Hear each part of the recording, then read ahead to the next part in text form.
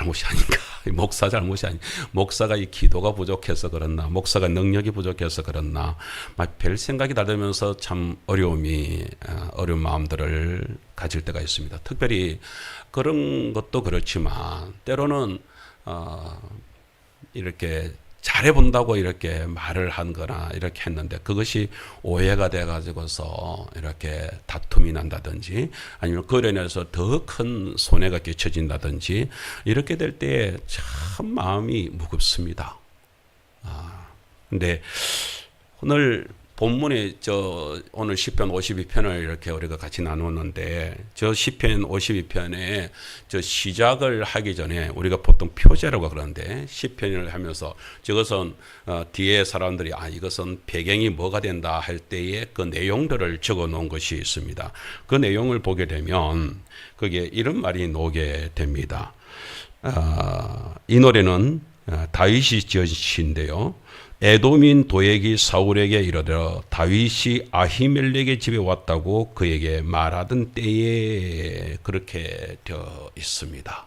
그래서 분명하게 이 시는 언제 지어졌느냐, 언제 이렇게 다윗이 지었느냐, 그리고 그 배경이 뭐냐 하는 이야기가 이렇게 정확하게 나와 있습니다. 이 이야기는 우리가 사무엘상 22장, 23장 그 속에 있는 내용들을 그 배경을 하고 있는데요. 다윗이 참 골리앗을 죽이고 막 그때만 하더라도 막 이렇게 해가지고 사람들한테 막 칭송을 받잖아요. 그런데 그 칭송이 사울 그 왕의 마음을 갖다가 너무 상처를 준 것입니다.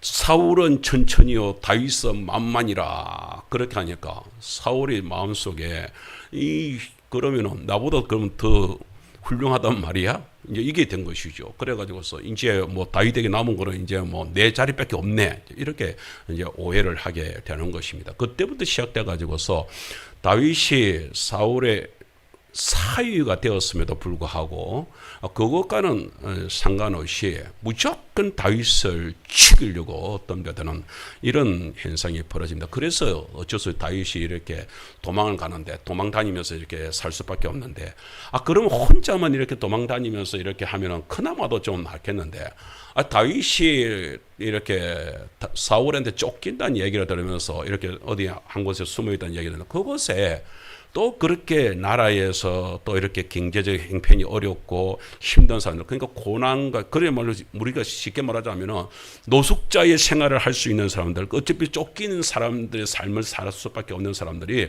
다 다윗에게로 몰려듭니다. 그래서 처음에 한 400여 명이 이렇게 몰려들더니 이렇게 쫓기는 이때는 한 600여 명이 이렇게 몰려들어 가지고서 그런데 다윗은 또 나도 뭐 귀찮소, 당신들 필요 없어, 이렇게 할 수가 없는 다윗의 마음. 그래서 그들을 갖다가 다 거느립니다. 그러다 보니까 자기 혼자 쫓기는 것도 그런데 이 사람들과 같이 이렇게 움직이게 되니 얼마나 그랬겠습니까? 그래서 가는 곳마다 또 이렇게 사울 왕한테 일러줍니다. 그렇게 해가지고서 사울이 그렇게 해가지고서 또 그 정보를 받으면은 또 쫓아가서 또 이렇게 잡으려고 하고 그러면 또 피하여 다니고 이런 복잡한 가운데 있습니다.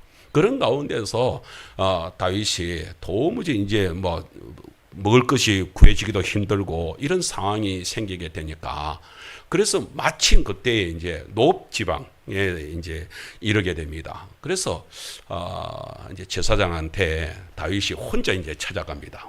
그러니까 찾아가 가지고서 자기가 이제 쫓기는 신세란 얘기를 하지 않고 그래서 이렇게 사울의 그 이제 명령을 받아서 공무를 집행을 하러 온 것처럼 그렇게 이제 꿉니다. 그런데 이제 길을 오다가 너무 배가 고픈데 우리한테 좀 먹을 것을 좀 줄 수 없겠느냐 이제 이렇게 얘기를 합니다. 그러니까 그 노업 지방의 제사장이었던 분이 아히멜렉이라고 이름이 되어 있는데 이 아히멜렉이 그 얘기를 들으면서 이 아히멜렉은 아마 지금 다윗이 지금 사울한테 쫓기고 있는 상황들을 갖다가 전혀 정보를 모르고 있었던 것 같습니다.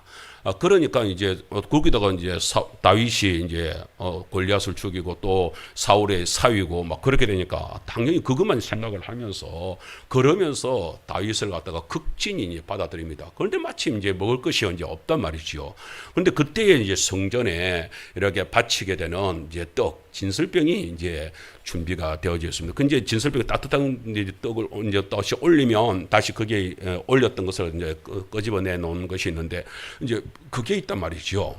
그래서 거기서 이제 정결한 사람들은 이제 그 떡을 이제 먹을 수도 있는 것입니다. 제사장은 이제 그런데 그들한테 이제 다윗이 얘기합니다. 우리 같이 온 소년들이 이렇게 같이 온 그 젊은 사람들이 공무 집행을 하는데 며칠 동안이나 이렇게 하면서 우리가 있으면서 여행도 같이 하지 않고 깨끗하다, 우리 정결하다 그 얘기를 하는 것입니다.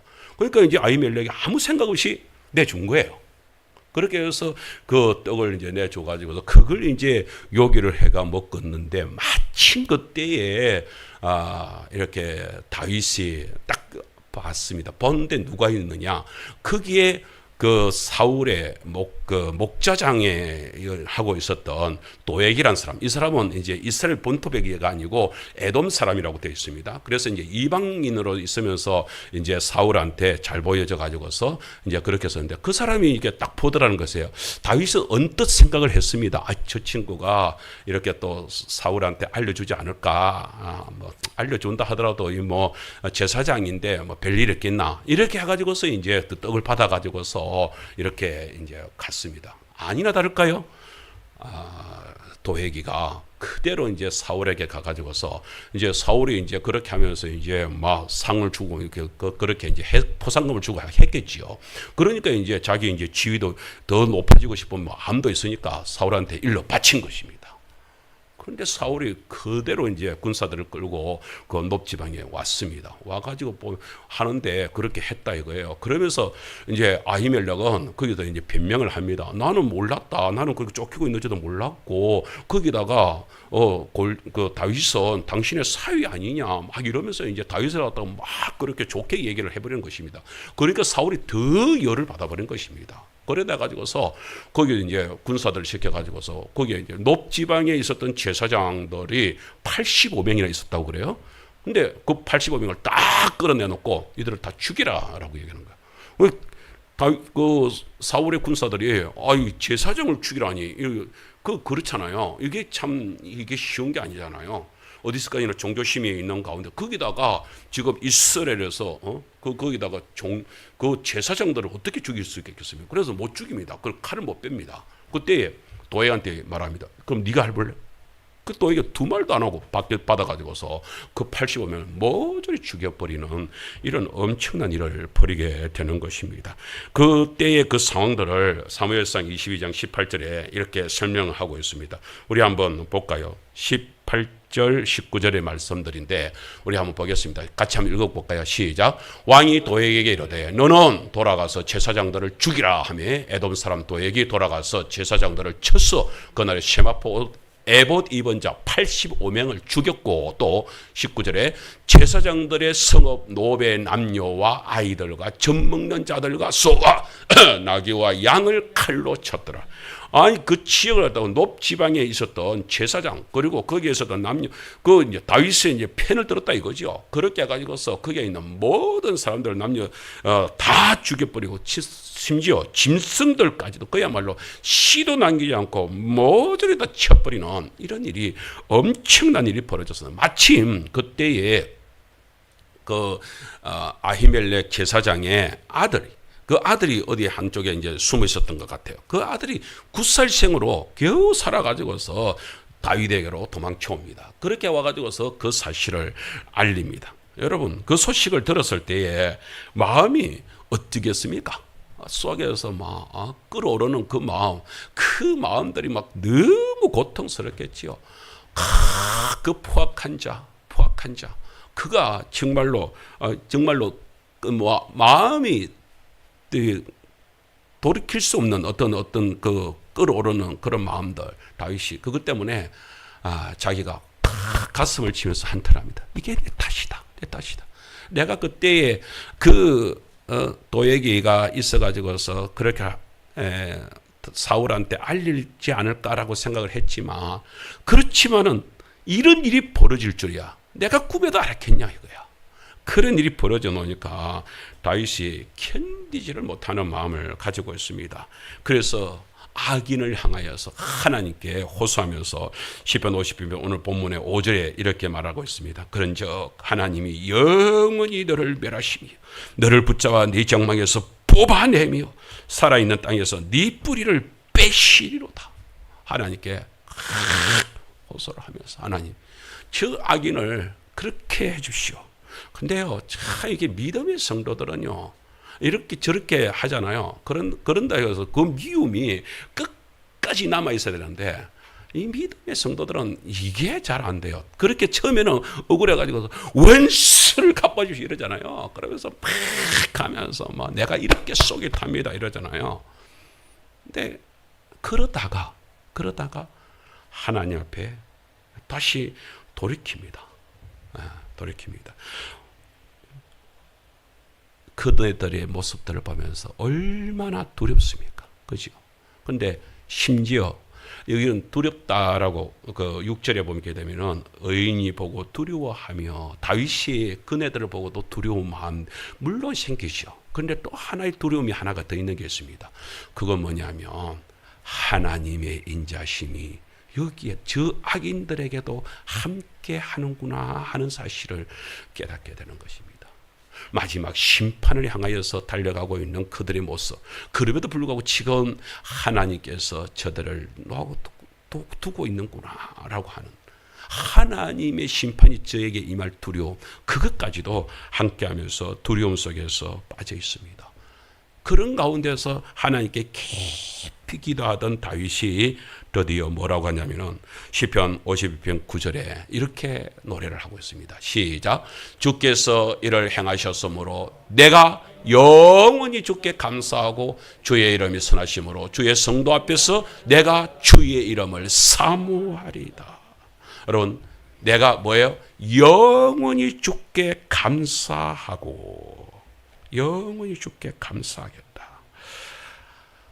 어떤 면에서 지금 상황을 보게 되면은 지금 뭐 이 상황이 주님 앞에 감사할 수 있는 상황이 전혀 아니잖아요.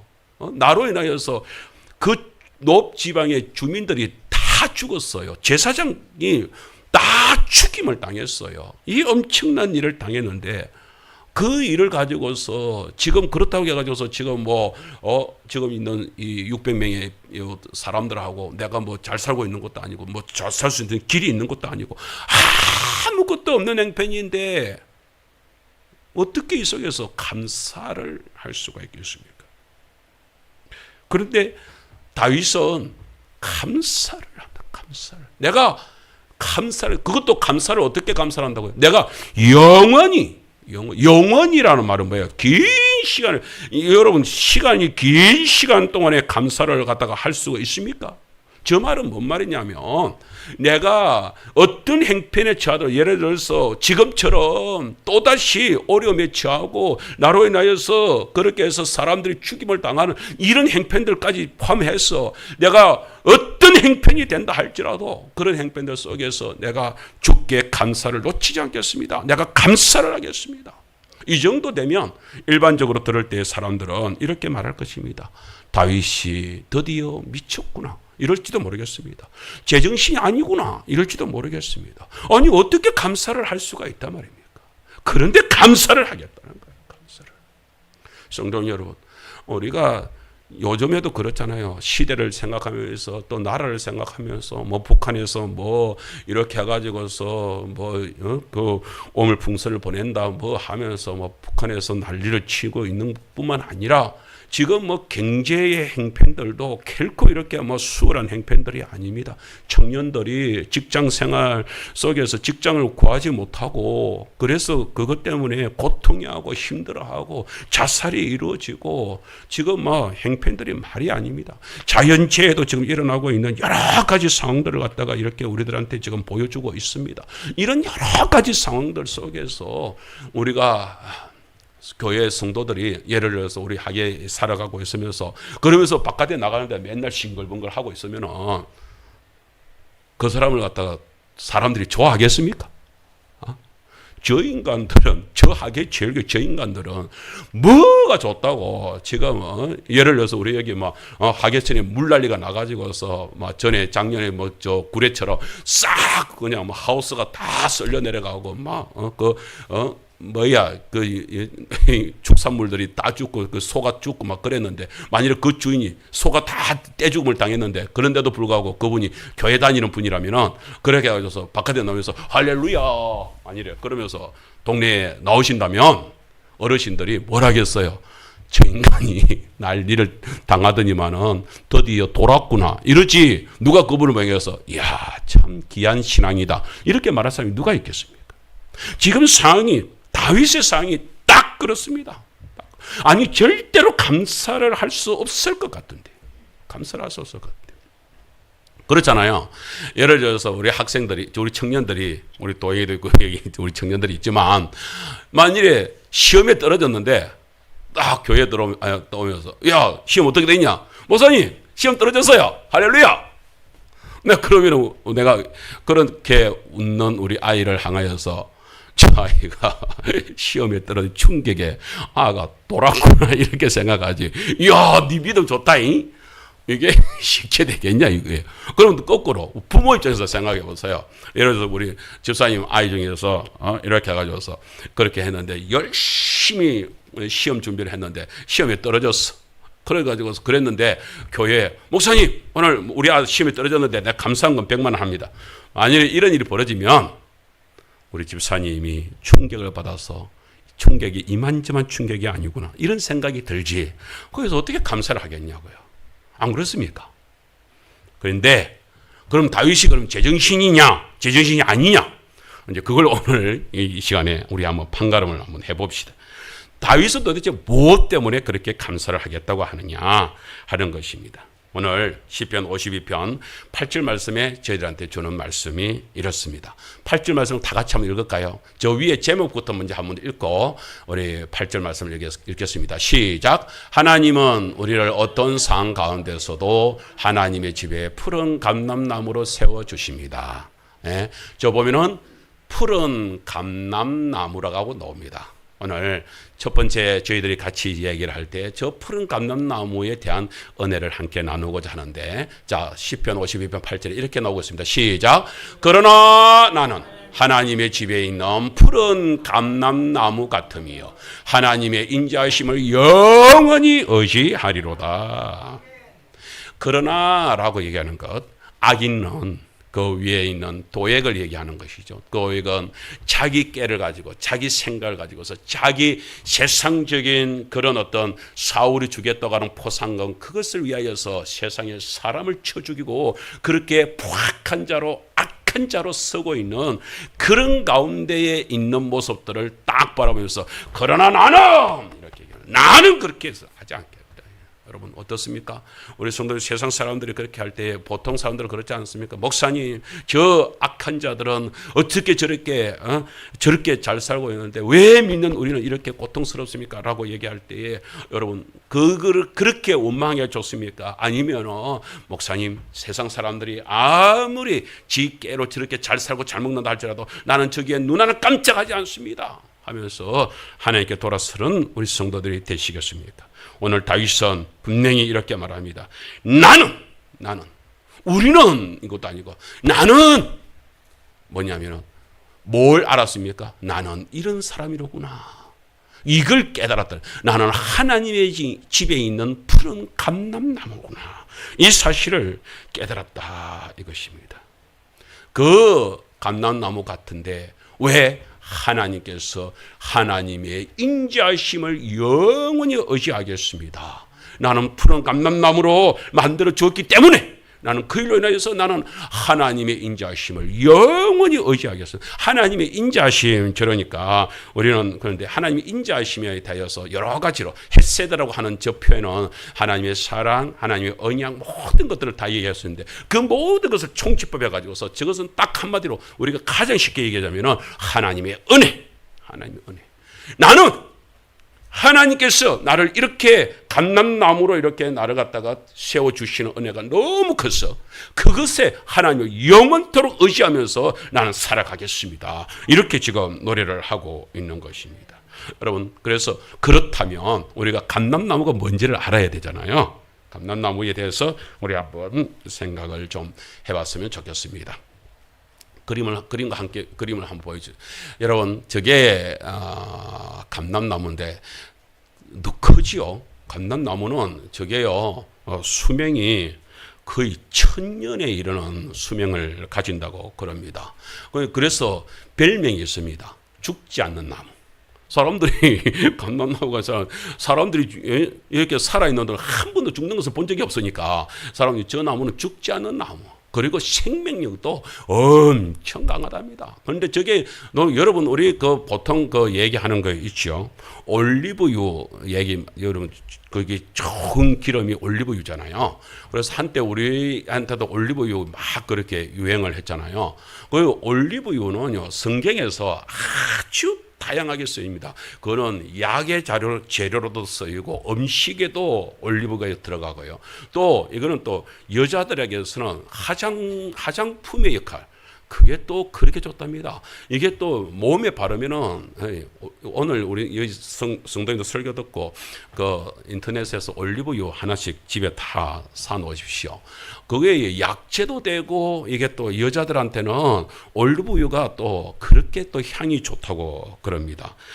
그런 모든 것들을 다 가지고 있는 게 이 올리브 나무. 저 감람나무의 모습입니다. 뿐만 아니라 감람나무는요 여러 가지 형태로서 또 나무도 목재도 이렇게 큰 지난번에 우리 설교할 때 백향목에 대해서 설교를 한번 했는데 백향목은 나무가 아주 울창하고 아주 근사해 가지고서 이게 건축물에 이렇게 해가지고서 아주 이제 목재로서 이제 쓰임을 받는데 저 나무는 그런 나무는 속에 이제 구멍이 있고 뭐 이렇게 대신에 저 나무를 가지고서는 감람나무는 이렇게 기구를 쓰는 이렇게 이제 일반 우리 성도들의 가정 행편에 이렇게 맞게끔 그런 어떤 생필품 생활 도구가 되는 데 쓰는 데는 아주 유용하게 쓰여지는 게 저 나무라고 그럽니다. 그래서 이 나무를 이렇게 하는데 그러니까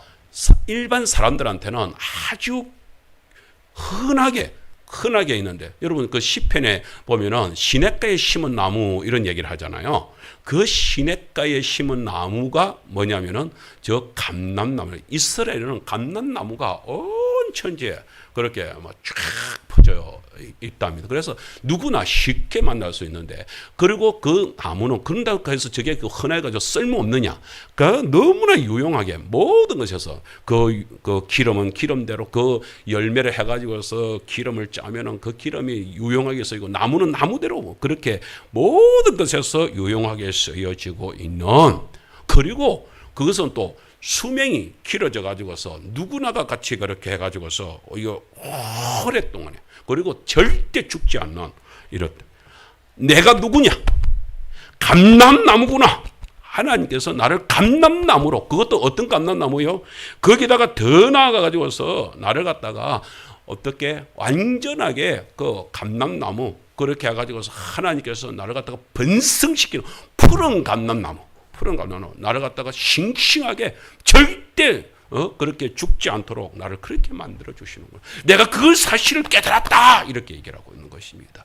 욥이요 정말 욥이 고난을 많이 겪잖아요. 그 욥이 고난을 겪는 가운데서 얼마나 고통하고 얼마나 힘들하고 얼마나 합니까? 그래서 제 친구들이 왔는데 제 친구들하고 그야말로 내가 도대체 뭐 때문에 이렇게 고난을 당하느냐? 내가 뭐 때문에 이렇게 환난을 당하느냐? 너희들 답해봐라. 내가 도대체 하나님 앞에서 잘못한 게 뭐냐? 이러면서 막 싸우죠. 그렇게 얘기하는데 아무도 그에 대해서 답을 주지를 못합니다. 그때 욥기 38장으로 넘어가게 되면 하나님이 드디어 딱 나타납니다. 하나님이 나타나가지고 하나님과 대면을 하여서 하나님과 대화를 시작을 합니다.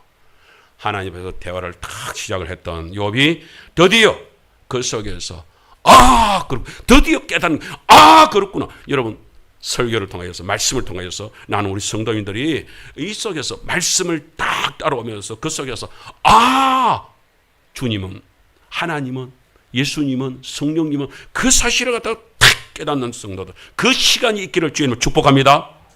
여러분 42장 5절 말씀 다 같이 한번 읽겠습니다. 시작. 내가 주께 대하여 귀로 듣기만 하였사오나 이제는 눈으로 주를 배움나이다.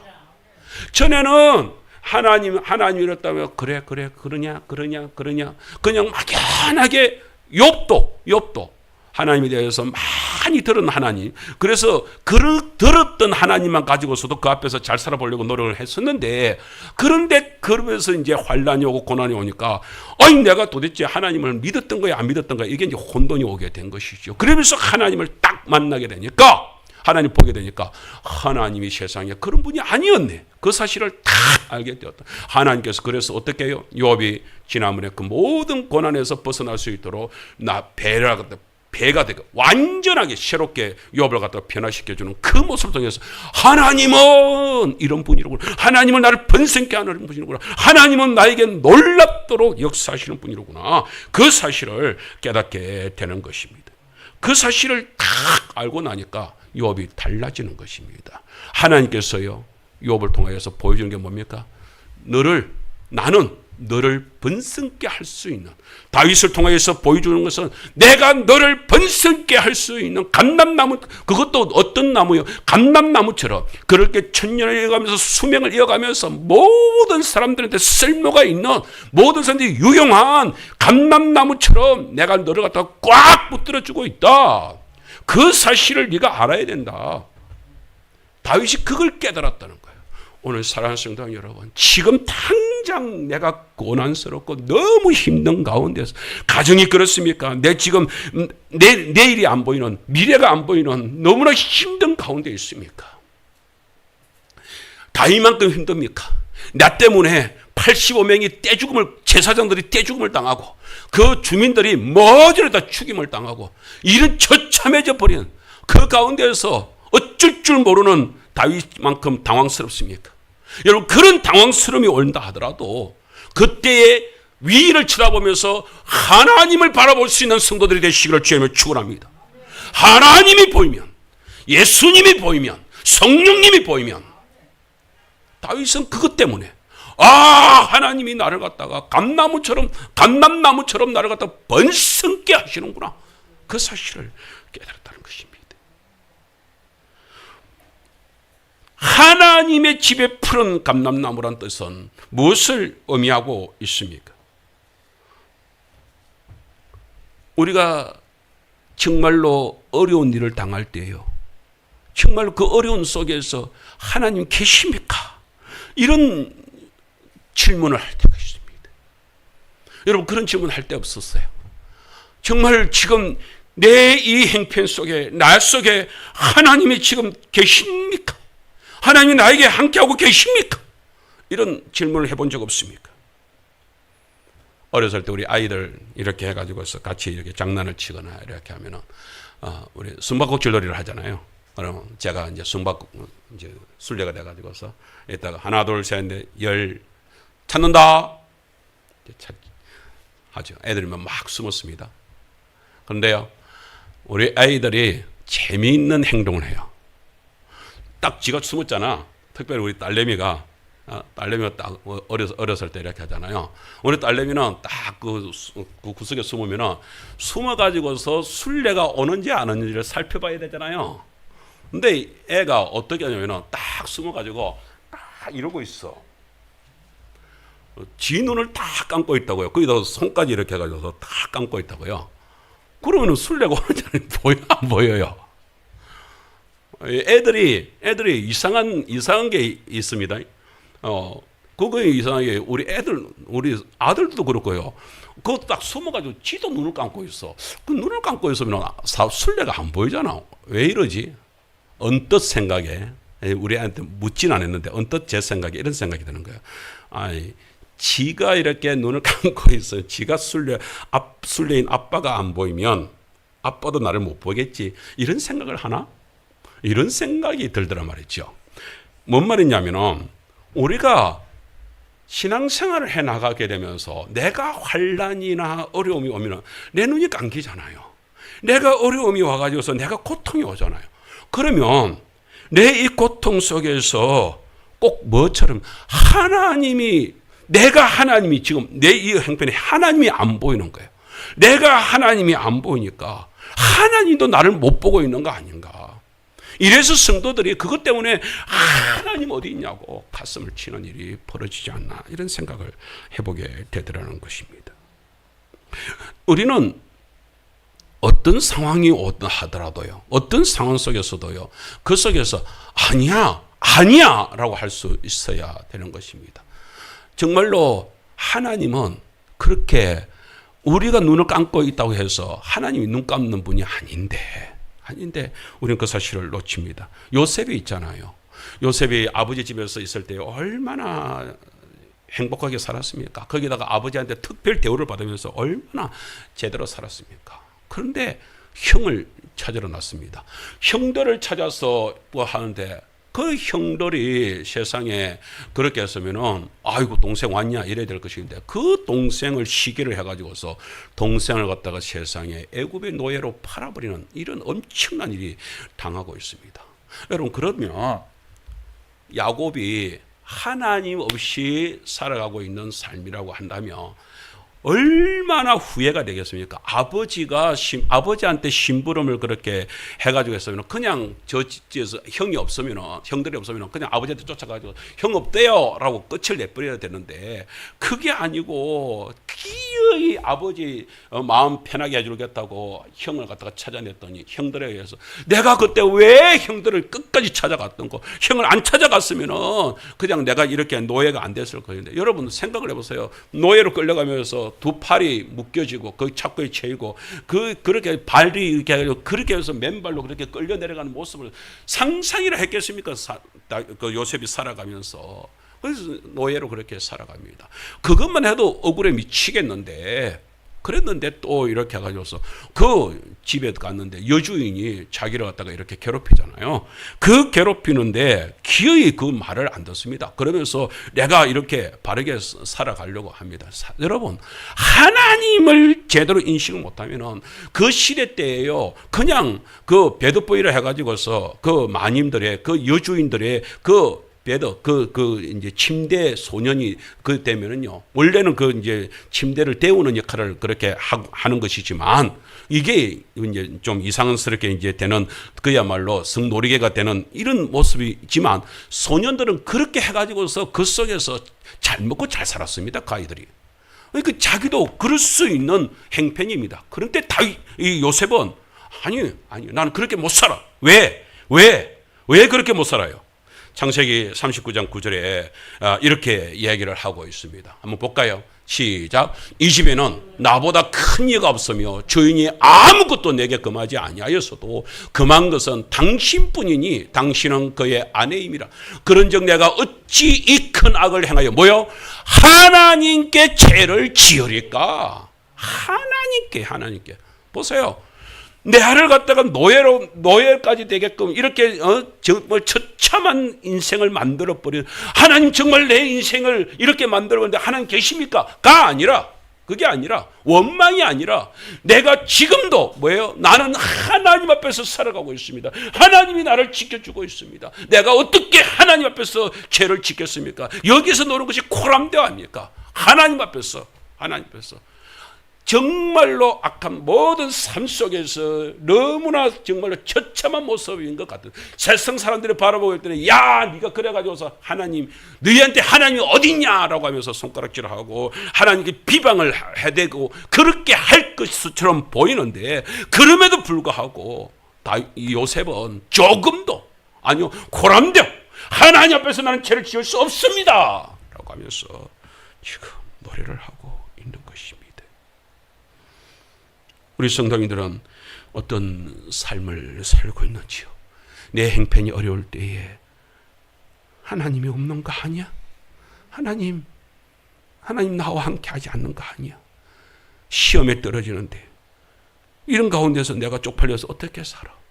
내가 정말로 사업이 이렇게 힘들어지는데 하나님이 어디 계시오? 이러면서 하나님 원망하면서 살아오지 않았습니까?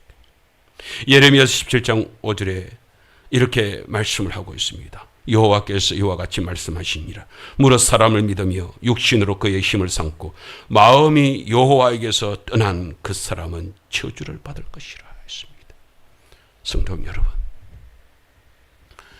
우리가 처음부터 끝까지 하나님을 붙들고 믿음 안에서 그렇게 살아야지. 하나님을 떠나는 것은 저주를 받을 것이라. 예레미야 선지자가 누구예요? 이스라엘 백성들을 향하여서 얘기하기, 아무리 어렵더라도 너희들 하나님만 붙들고 살아야 돼. 하나님을 떠나는 것은 하나님께 저주가 있는 것이야. 이 말은 하나님을 떠나서 저주를 받으라는 얘기가 아니잖아요. 하나님을 떠나면 안 돼. 하나님 붙들고 우리 하나님 앞에서 살아가야 돼 라고 지금 얘기를 하고 있습니다. 그런 모습을 우리가 보게 된다면 하나님을 의지하는 성도에게 하나님은 어떤 은혜를 베푸시는지를 알아야죠. 하나님을 붙드시면요, 하나님은 시편 121편 5절 6절 말씀입니다. 우리 한번 보겠습니다. 시작. 여호와는 너를 지키시는 이시라. 여호와께서 내 오른쪽에서 내 그늘이 되시. 낮에 해가 너를 상하게 하지 아니하며 밤에 달도 너를 해치지 아니하리로다. 뭐 하게 되면요, 여호와는 너를 지키시는 이시라. 여러분, 다윗이 뭐요? 하나님의 집에 있는 나는 푸른 감람나무, 하나님의 집에요. 어떤 것도 해칠 수가 없는 하나님의 집에 있는 푸른 감람나무라는 사실을 기억을 해야 되는 것입니다. 하나님이 지키시면, 하나님이 지켜주시면 우리가 어떤 존재로 살아갈 수 있냐? 하나님이 지켜주시면 오른쪽에서 내 그늘이 되십니다. 뿐만 아니라 낮에 해가 너를 상하게 하지 못합니다. 여러분, 특별히 이스라엘의 그 광야의 그 해는, 낮의 해는 너무나 뜨겁습니다. 밤은 또 너무나 춥습니다. 그 추위와 그 더위도 결코 여호와를 지키시는 하나님 앞에서 있는 백성은 결코 두려워할 필요가 없습니다. 다윗이 노래하는 것처럼 내가 엄침한 골짜기로 갈지라도 해를 두려워하지 않고 나를 갖다 그렇게 해칠 모든 존재들 두려워하지 않을 것은 뭐예요? 여호와께서 나와 함께 하심이라. 할렐루야. 더 나아가서 7절에서는 뭐라고 얘기를 하고 있습니까? 여호와께서 너를 지켜 모든 환난을 면하게 하시며 또 내 영혼을 지키시로다. 너의 삶 속에서 일어나고 있는 모든 환난을 명쾌하여 주신다. 그러면서 네 영혼을 지켜주시는 분이 여호와 하나님이시다. 여호와의 집에 있는 다윗은 바로 그 사실을 깨달았다는 것입니다. 더 나아가서 시편 121편 오늘 8절에서 계속해서 이렇게 말합니다. 여호와께서 너의 출입을 언제부터? 지금부터 언제까지? 영원까지 지키십니다. 할렐루야. 성도 여러분, 오늘 믿음으로 받아들이십니까? 내가 지금 너무 오늘 예배 시간에 오신 우리 성도님들, 오늘 예배 참여자와 여러분들 속에, 삶 속에 하나님이 계셔. 하나님이 계셔. 그것 때문에 내 가슴을 치는 일이 벌어지게 됩니까? 걱정하지 마십시오. 지금부터 하나님은 영원까지 우리를 붙들고 계신다. 우리를 지켜주고 계신다. 우리와 함께 해주고 계신다. 그야말로 다윗이 이 정말로 내일이 없을 것 같던 이 고통 속에서도 하나님은 함께 해주시는 사실을 깨달았다는 것입니다. 오늘 여러분, 우리는 올리브 그 나무, 이 감람나무가요. 저는 감람나무를 생각하게 될 때 이게 꼭 뭐하고 우리나라에 소다. 여러분, 지금은 소가 좀 그렇지만, 물론 쇠고기는 좋아하지만 옛날에는 정말로 소 한 마리가 집에 있으면 그거는 큰 재산이죠. 소는 정말로 우리가 농사 지을 때 소 없이 농사 지을 수 있습니까? 집에 동네에서 소 있는 집은요, 떵떵거릴 수 있었습니다. 왜냐하면 소 없는 집에서는 모두 다 소 있는 우리 집을 이렇게 아버지가 이렇게 해가지고 그 요즘에 트랙터 이렇게 해가지고 그 하듯이 옛날에는 소 있는 아버지는 이렇게 해서 돈벌이를 하는 거예요. 바깥에서 이렇게 해서 논 갈아주고 소가 있으니까 소 가지고 논 갈아주고 그렇게 해가지고서 또요. 그리고요, 어떤 집은 이제 아저씨가 있는 집에는요, 소만 빌려가는 데가 있거든요. 소만 빌려갑니다. 소만 빌려가도 값을 내야 돼. 돈벌이가 됩니다. 그렇게 해가지고서 소가 그렇게 하면서 집안에 큰 대를 보게 됩니다. 그렇게 큰 역할을 했던 소가 죽었습니다. 여러분, 소 죽었다고 해서 소를 갖다가 파묻는 사람들 봤습니까? 저는 아직까지 어렸을 때 봤지만 소를 파묻는 사람은 한 사람도 없었디다. 그러다 해서 소가 죽었다고 해서 애곡하면서 아이고 아이고 그걸 하는 분들 봤습니까? 아니요. 소가 죽으면 그때부터 동네 잔치가 벌어집니다. 가죽을 싹 뺏기고 그 살탱이를 갖다가 탁 조각을 내가지고서 동네 사람들 탁 갈라가고요. 그 내장까지도 싹 다 먹고요. 꼬리는 꼬리대로 꼬리곰탕을 해 먹고요. 그 다음에 혀는 지난번에 우리 이상걸 집사님 그 요리했는데 여러분 혀를 가지고서도 세상에 혀 요리가 있더만요. 소혀 그게 그렇게 맛있는 줄인데 이번에 처음 먹어봤습니다. 근데 집사님이 그러시더라고요. 그 혀가 아주 고급 요리라고 그러더라고요.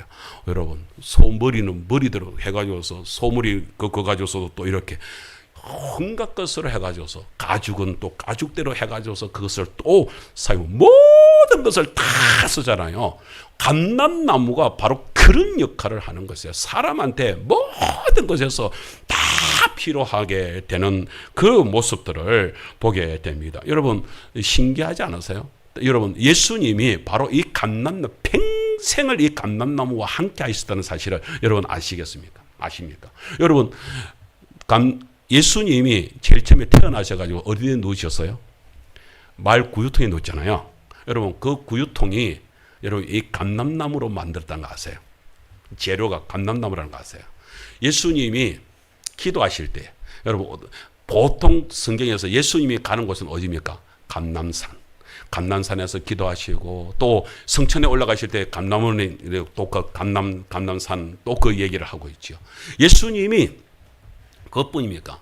예수님이 또 이렇게 하시면서 예수님이 그러니까 목수를 일을 했잖아요. 아버지랑 같이 목수 일을 했잖아요. 그러면은 일반 목수들은 큰 재질이 아닌 일반 목수들이 가정에서 이렇게 그 나무를 갖다가 쓰는 것은 다 감람나무를. 그러니까 평생 그 목수 일을 하면서 감람나무와 함께 하셨죠. 예수님이 십자가를 지시잖아요. 그 십자가가 감람나무랍니다. 감람나무랍니다.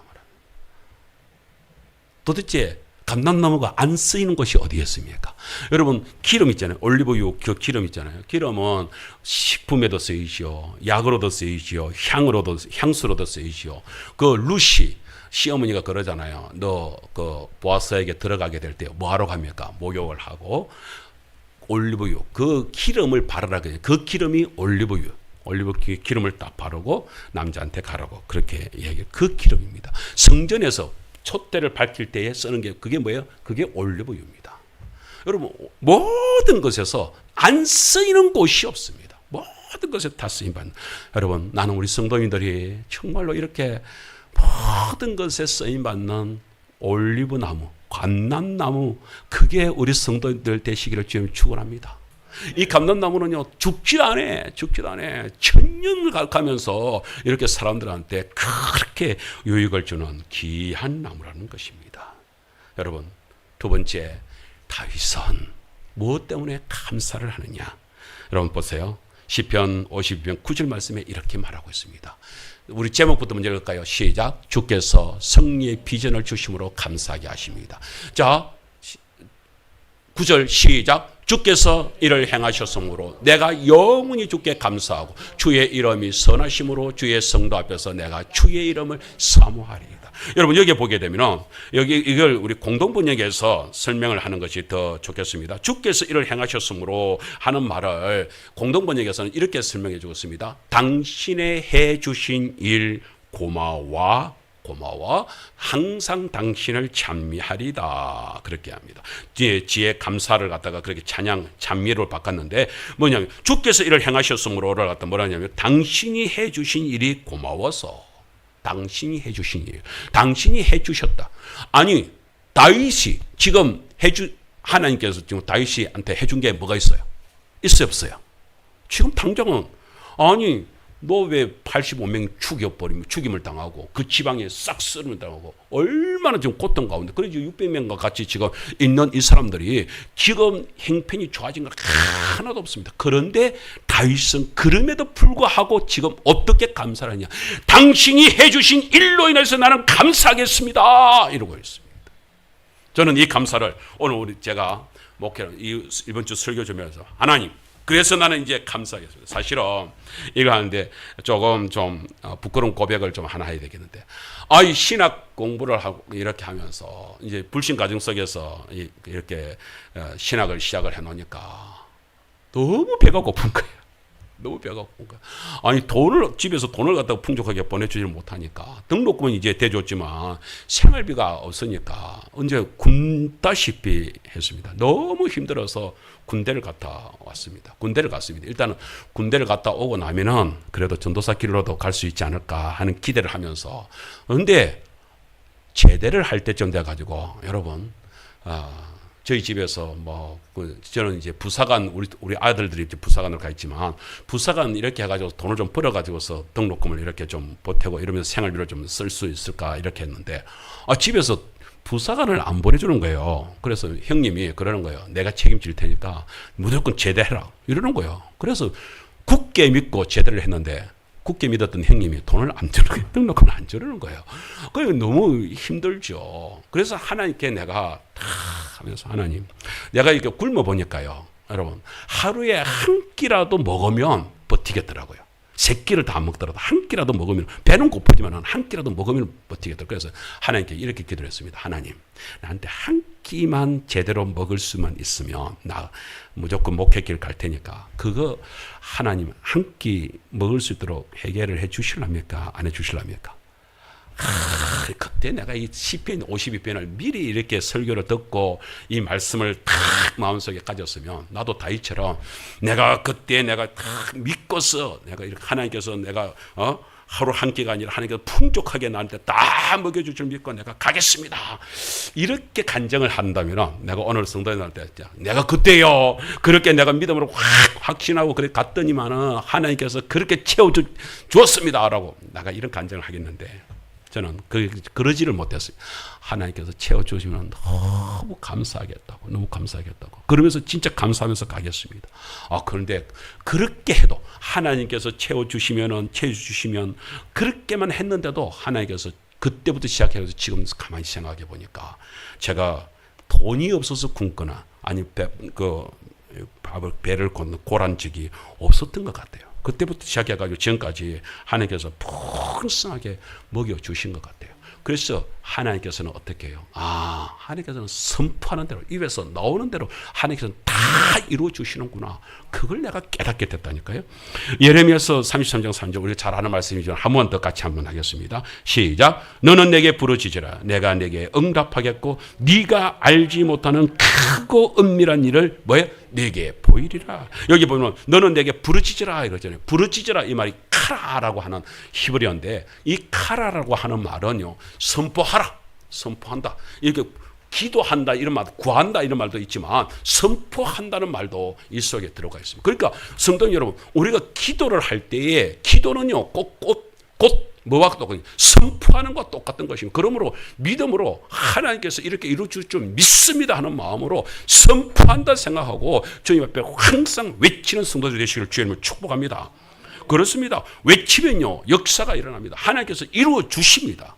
다윗은요 이 다음에요 어떤 일이 벌어지냐면은 정말로 어떤 일이 진짜 일이 벌어지냐면은 그 사무엘상 23장으로 넘어가게 되면은 사울이 이제 그렇게 해서 어디까지 도망갔냐면은 저 이제 아랍 지역에 이제 갱계선에 있는 마온 지역이라고 하는 곳까지 먼 곳까지 이제 그곳에만 가면 이제는 사울이 여기까지는 안 오겠지 이러면서 그 속에서 이제 안심을 하고 있는데 세상에 그 정보를 받아버린 거예요.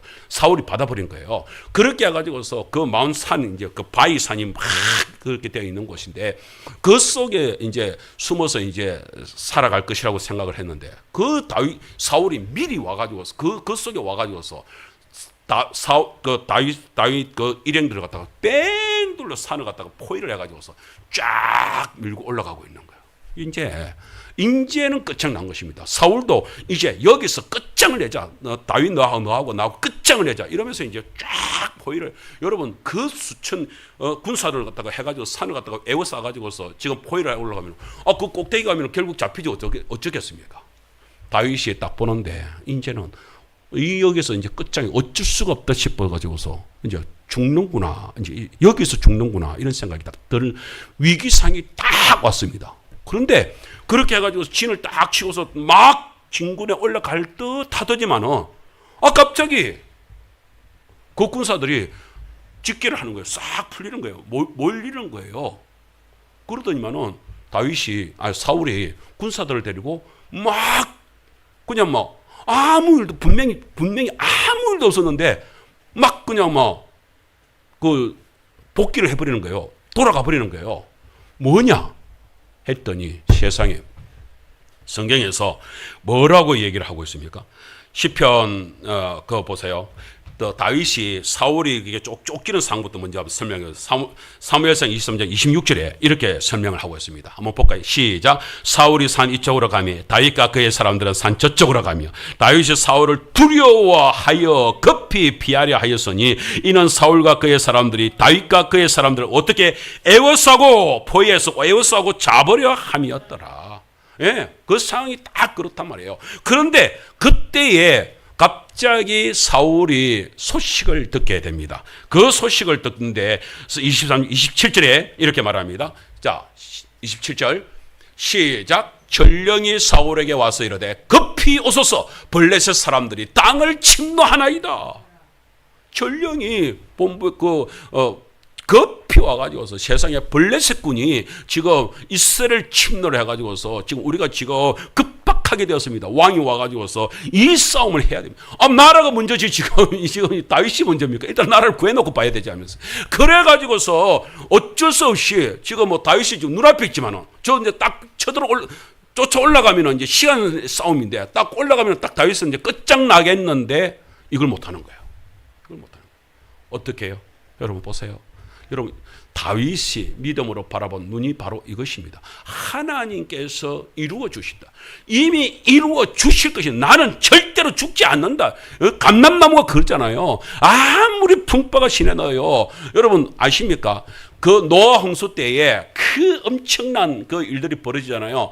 그렇게 해서 모두들 멸절을 당하잖아요. 여러분 그때에 비둘기를 갖다가 내보냈을 때에 비둘기가 물고 온 잎이 있었습니다. 무슨 잎이었을까요? 감람나무 잎이었습니다. 그만큼 생명력이 강하다고요. 그 40일도 그렇게 홍수가 나가지고 그렇게 됐는데도 그 다른 식물의 잎사귀는 아직까지 없는데 그때 감람나무 잎사귀는 벌써 잎이 피었다고. 놀랍지 않습니까? 그렇게 생명력 있게 아무리 환란이 온다더라도 아무리 고통이 온다더라도 그 모든 것에서 이기게 해주시는 이는 여호와 하나님. 누구처럼? 감람나무처럼요. 감람나무처럼 우리를 하나님께서는 그렇게 세워주시겠다는 것입니다. 우리를 그렇게 이루어 주시겠다는 것입니다.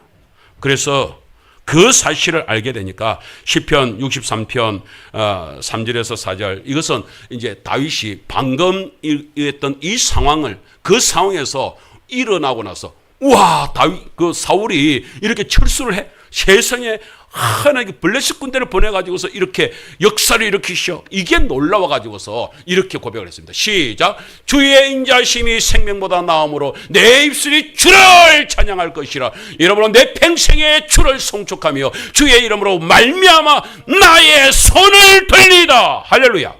여러분 이건 정말로 이렇게 저처럼 이렇게 감격적으로 팍 읽어야 돼요.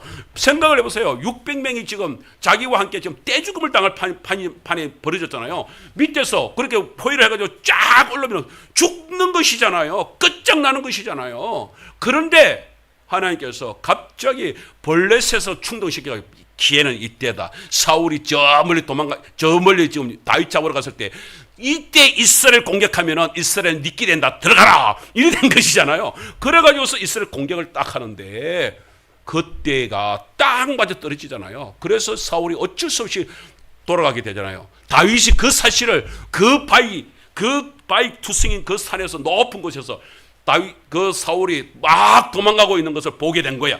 도망가는 것이 아니라 막 이제 블레셋과 싸우기 위해서 이제 복귀하고 있는 것을 보게 된 거야. 그 모습을 바라보면서 저시가 나왔다니까요. 하나님께서 모든 것을 다 이루어 주시고, 하나님께서 다 역사하시는구나. 하나님께서 역사하시는구나. 하나님께서. 그래서 주의 인자심이, 주의 은혜가 무엇보다요, 생명보다 나음으로. 그래서 우리 저 찬양도 있잖아요. 내 입술이 주를 찬양합니다. 찬양합니다. 어떻게 해요? 이제 내 평생에 주를 송축하며 주의 이름으로 말미암아 나의 손을 든다는 게 뭔 말이에요? 춤춘다는 얘기예요. 즐거워서, 행복해서, 감사해서, 너무나 좋았어. 할렐루야. 나는 우리 성도들 삶 속에 때로는 어려움, 다윗이 많은 어려움들 있잖아요. 그러나 그 어려움들 가운데서 하나님께서 이렇게 이길 수 있도록, 이겨나갈 수 있도록 주께서 역사를 해주셨다는 거예요. 그런 사실들 때문에 나중에 다윗은 드디어 고백하잖아요. 여호와는 나의 목자시니 내게 뭐예요? 부족함이 전혀 없습니다. 오늘 그 부족함이 없는 하나님의 은혜가 우리 성도들에게 임하시기를 주의 이름으로 축복합니다. 여러분, 다윗이 그 하나님께서 그렇게 해가지고서 막 그렇게 사울을 갖다가 딱 물리치는 모습을 바라보면서 그 손을 내가 나의 손을 들리이다. 내 손을 들고서 내가 춤을 춥니다. 무슨 춤을 췄을까요? 이러지 않았을까요? 저는 정말로 설교를 준비하면서 그런 마음이 드는 게 들어요. 우리 찬양 있잖아요. 예수님이 좋은 걸 어떡합니까? 그 찬양이 내 속에서 막 우러나오는 거예요. 예수님이 좋은 걸 어떡합니까? 어떤 세상 모든 것은, 세상 어떤 것도 비길 수 없네. 예수님이 좋은 걸 어떡합니까? 예수님이 나를 구원해 주시고. 어제도 우리 아이들하고 같이 이렇게 교제를 나누면서 제가 그랬습니다. 너희들 이렇게 하지 않았다면 내가 정말로 목사가 하나님의 부름을 받고 이렇게 하나님의 은혜로 내가 목회자 가진 이렇게 우리 믿음의 가정이 되지 않았다면, 저는 어렸을 때부터 중되기를 그렇게 소망했고, 그렇게 스님 되기를 소망했고, 그렇게 합천 A사 주지승 된다는 것을 입에 달고 다녔던 아이였습니다. 내가 오늘도 이 강단에 서는 것이 아니라 장산복 입고 그렇게 해서 나무 아미타불이나 외쳐야 됐던 사람이, 그런 사람이 예수님을 믿고 예수님을 알고 목사가 되어서 강단에서 오늘 그 이 귀한 하나님의 말씀을 가지고서 푸른 감람나무, 나를 푸른 감람나무로 세워주시는 그 하나님을 우리 성도들과 함께 노래할 수 있다는 이 사실이 얼마나 감격이 되고 얼마나 찬송이 되는지, 성도 여러분, 그런 속에서 우리는 살아가고 있는 것입니다. 그러므로 이제 우리 성도들과 함께 말씀을 나누기를 원합니다. 정말로 하나님의 역사하심을 바라보면서 우리 감사하면서 기쁨으로 살아가는 저와 여러분 되기를 주의 이름으로 축복합니다. 흔들리지 말고요. 정말 흔들리지 말고 끝까지. 아니야. 하나님은 나에게, 오늘도 나에게 감사를 주고 계셔. 오늘도 나를 푸른 감람나무로 그렇게 나를 붙들어주고 계셔.